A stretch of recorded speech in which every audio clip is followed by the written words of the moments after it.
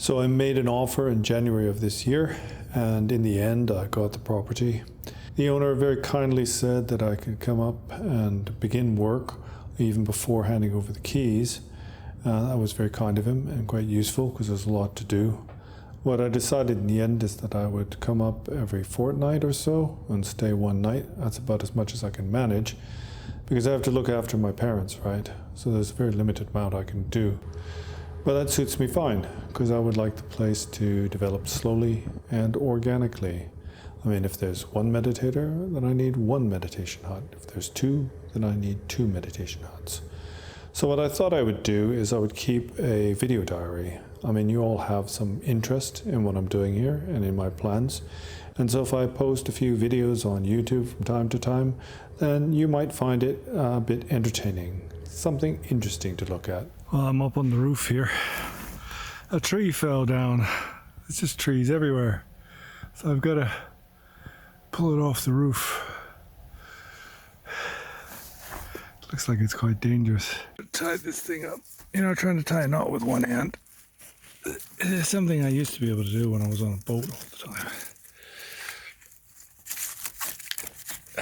I'm a bit out of practice. I have to say that much.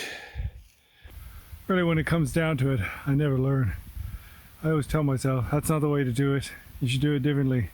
There's a smarter way to do that. In the end, I always think, oh, it'll be quicker, it'll be easier. Let's just get on with it. I do it every time.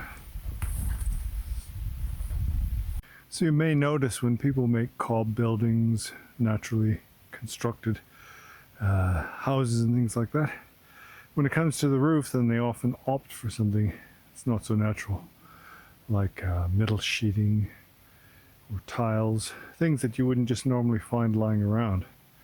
And that's because the roof is very important and it's very difficult. If your roof leaks, then the whole building gets destroyed. So in the end, like on this building, then they often opt for metal sheeting or something like that. And so I have seen some log cabins with grass roofs, there's living roofs.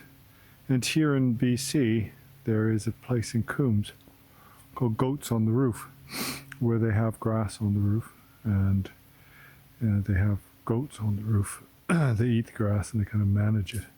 Thing is, you've got to put a lot of effort into it. So even when it comes to making completely ecological buildings, and often in the end you have to make compromises.